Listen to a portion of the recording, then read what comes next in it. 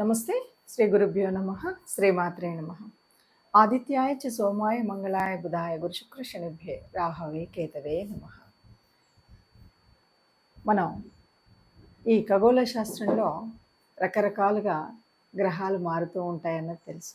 అయితే జ్యోతిష్యానికి వచ్చేసరికి మనందరం కూడా ఎప్పటికప్పుడు మన యొక్క స్థితిగతుల్ని తెలుసుకోవడం, మనం రాసే మార్పుల వల్ల, గ్రహ మార్పుల వల్ల రాసుల్లో జరిగేటువంటి మార్పులు చేర్పులు ఏముంటాయో అది మనం తెలుసుకుంటాం. ఇంతకీ ఈ గ్రహమాలిక యోగం ఎప్పటి నుండి ఎప్పటి వరకు అంటే ఇప్పుడు 2024 ఆగస్టు 27వ తారీఖు నుండి, ఆగస్టు 27 నుండి సెప్టెంబర్ 4 అంటే దాదాపు కేవలం 9 రోజులు మాత్రమే ఈ గ్రహమాలిక యోగం కనబడుతుంది. ఈ 9 రోజులకు అంత ప్రత్యేకత ఉంది అంటే, ఏదైనా మంచి చేయాలంటే మనము ముహూర్తం ఎందుకు చూసుకుంటాం? ఆ మొదటి రోజు వల్ల కదా. ఈ ముహూర్తం సర్వకాలం ఉండదు కదా. ముహూర్తం మంచిదైతే తర్వాత చేసే పనులన్నీ మనకు శుభంగా వర్ధిల్లుతాయి. అందుకని ఈ 9 రోజుల కాలంలో ఈ గ్రహయోగము అనేటువంటిది, ఈ యోగం ఉంది కదా, ఈ గ్రహమాలిక యోగం యొక్క ఫలాలు మనకు సిద్ధించాలంటే మనం చేయాల్సినవి అంటే ఈ రకంగా మనం ఎలా వడిసి పట్టుకోవాలి అనేటువంటిది మనం ఆలోచించాలి. జ్యోతిష శాస్త్రంలో మనం ఎప్పుడూ కూడా మన యొక్క రాబోయే స్థితిగతులను తెలుసుకోవడం అనేటువంటిది జన్మకుండలి ద్వారా మనం చేసేటువంటి పని. అయితే గ్రహాలు మారుతూ ఉన్నప్పుడు గ్రహ సంచారం వల్ల గోచార స్థితి ఏర్పడుతూ ఉంటుంది. ఆ గోచారం వల్ల ఒక్కొక్కసారి ఒక్కొక్క రకమైనటువంటి యోగాలు ఏర్పడుతుంటాయి, అవయోగాలు ఏర్పడుతుంటాయి. ఈ యోగాలు అనేటువంటివి అందరికీ తెలియవచ్చు, తెలియకపోవచ్చు. కానీ మనకు పరాశర సంహితలో కనబడేటువంటివి ఇలా మార్పులు చెందినప్పుడు అనేక గ్రహాల యొక్క కలయికల వల్ల, వాటి వల్ల దాదాపు 100కు పైచిలుకు యోగాలు అనేవి ఉన్నాయి. వీటిని తెలుసుకొని వీటి వల్ల మనకు ఏ రకమైన ఉపయోగం ఉంది, వీటిని ఎలా మనం ఈ సమయంలో ఏ రకమైన పనులు చేస్తే మనకు అది కలిసి వస్తుంది అనేటువంటిది తెలుసుకోవడం అనేది ముఖ్యం. అయితే ఇప్పుడు ప్రస్తుతం గోచారంలో అంటే చాలా తొందరలో ఖగోళంలో ఒక గొప్ప మార్పు అయితే జరగబోతుంది. ఆ మార్పు ఏమిటి అంటే, గ్రహాలన్నీ దాదాపుగా గ్రహాలు ఒక వరుసలో నిలబడుతున్నాయి. ఈ వరుసలో ఉండడం అంటే మనకి ఎలా కనపడుతుందంటే, ఒక పూలన్నీ కలిపి కడితే వచ్చేటువంటి మాలలాగా ఉంటుంది. అందుకని దీన్ని మాలికా యోగము అంటారు. అంటే గ్రహాలన్నీ ఒక మాలలాగా కడితే ఎలా ఉంటాయో అలా ఒక వరుసలో ఉండడాన్ని గ్రహమాలికా యోగం అంటారు. ఈ గ్రహమాలికా యోగం ఎక్కడ నుండి ఎక్కడి వరకు జరుగుతుంది అంటే, ముఖ్యంగా మనకి తెలుసు, వృషభ రాశిలో గురు భగవానుడు ఉన్నాడు, అది మొదటి స్థానంలో కనపడితే, మిథున రాశిలో మనకి బుధుడు వక్రించి ఉన్నాడు. ఇక కర్కాటకంలో కుజుడు ఉన్నాడు. సింహరాశిలో రవి తన స్వంత ఇంట్లోనే ఉన్నాడు. తర్వాత కన్యలోకి వచ్చేసరికి కేతు భగవానుడు ఎప్పటి నుండో ఉన్నాడు, అతనికి తోడుగా శుక్రుడు వచ్చాడు. ఇప్పుడు మనకేం కనిపిస్తుంది అంటే, వృషభ రాశి నుండి కన్యా రాశి వరకు ఒక్కొక్క రాశిలో ఒక్కొక్క గ్రహము, చివరిలో 2 గ్రహాలు, ఇలా ఈ గ్రహాలన్నీ ఒక మాల కూర్చితే ఎలా ఉన్నాయో అలా మాలలాగా ఉన్నాయి. దీన్ని గ్రహమాలికా యోగం అంటారు. ఈ గ్రహమాలికా యోగం వల్ల ఎవరెవరికైనా ఉపయోగం ఉందా అంటే, ఇలాంటివి ఉన్నప్పుడు దాదాపుగా అందరికీ ఉపయోగం ఉంటుంది. అందరికీ ఉపయోగం ఉన్నప్పటికీ అది అందరికీ తెలుసు, తెలియకపోవచ్చు. ఒకవేళ ఈ మాలికా యోగాన్ని సరిగ్గా మనం ఈ సమయంలో మనం చేసే పనులు సరిగ్గా ఉంటే బాగుంటాయి.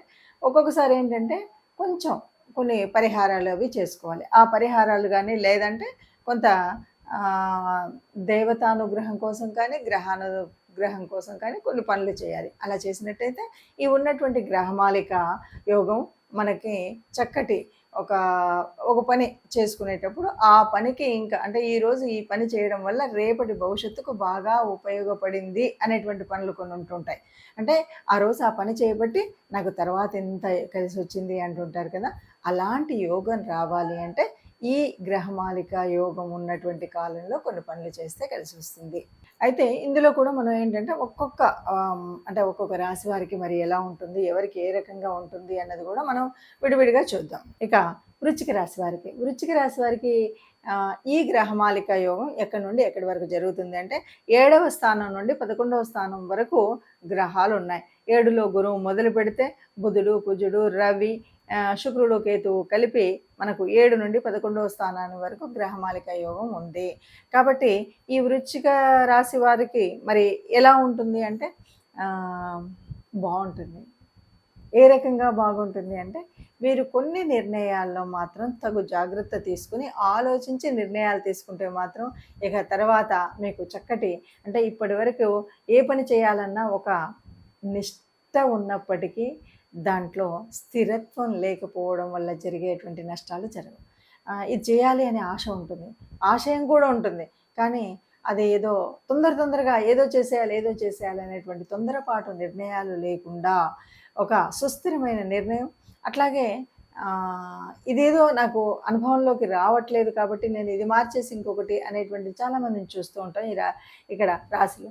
ఇది కాకపోతే అది, అది కాకపోతే అది అనేటువంటి ఇలాంటివి ఏవి కాకుండా ఒక స్థిరంగా చక్కటి ఆలోచనతో చక్కటి పని గనక మొదలుపెట్టినట్టయితే తర్వాతి కాలంలో సుస్థిరంగా ఉండడానికి సరి అయినటువంటి ఆధారభూతమైనటువంటి సమయం ఈ సమయం. కాబట్టి వృశ్చిక రాశి వారు బాగా ఆలోచించి చేయాల్సినటువంటి పని చేయండి, తప్పకుండా విజయాలు కలిగేటువంటి సూచనలు ఉంటాయి. కాబట్టి మనం చేయాలి అనుకునేటువంటి ఆలోచన విధానాన్ని అంటే ఏదైనా పని మొదలు పెట్టాలా, వ్యాపారం మొదలు పెట్టాలంటే చాలా రకాలైనటువంటి ఆప్షన్స్ మన ముందుకు వస్తాయి. ఇదైతే ఇంత లాభం, ఇదైతే ఇంత లాభం అని కాకుండా పరిగెత్తి పాలు తాగడం కాదు, కాస్త స్థిమితంగా చక్కగా మనకు కావాల్సింది చేయడం అనేటువంటిది ఆలోచించి నిర్ణయం తీసుకోవాల్సినటువంటి సమయం అయితే ఉందండి. ఇప్పుడు ఏదైనా సరే మనం చూసాం కదా, ఇలా ఉన్నప్పుడు మనం ఎలా చేయాలి, ఏ రకంగా చేస్తే మనకు ఉపయోగం అంటే మన చుట్టుముట్టు కూడా చాలా కలిసి వచ్చే విషయాలు ఉంటాయి, మనకు ఎందుకో తెలుసుకోలేకపోతాం.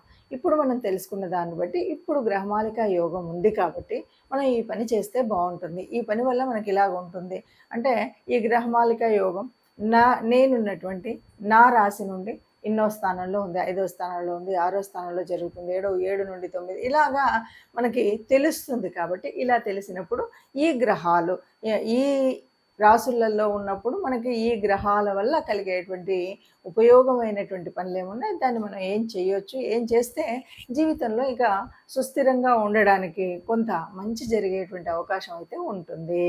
అయితే ఏదైనా సరే అన్ని గ్రహాలు అందరికీ యోగించవు కదా, అందరికీ ఇదేమో మనం జన్మకుండల్లో చూసుకునేటువంటిది కాదు కదా, గోచారంలో చూస్తున్నప్పటికీ మరి అన్ని గ్రహాలు యోగించే గ్రహాలు ఏవి ఉన్నాయి, యోగించే గ్రహాలు ఏవి ఉన్నాయి అనేది ఒక సంశయం అయితే ఉంటుంది కదా.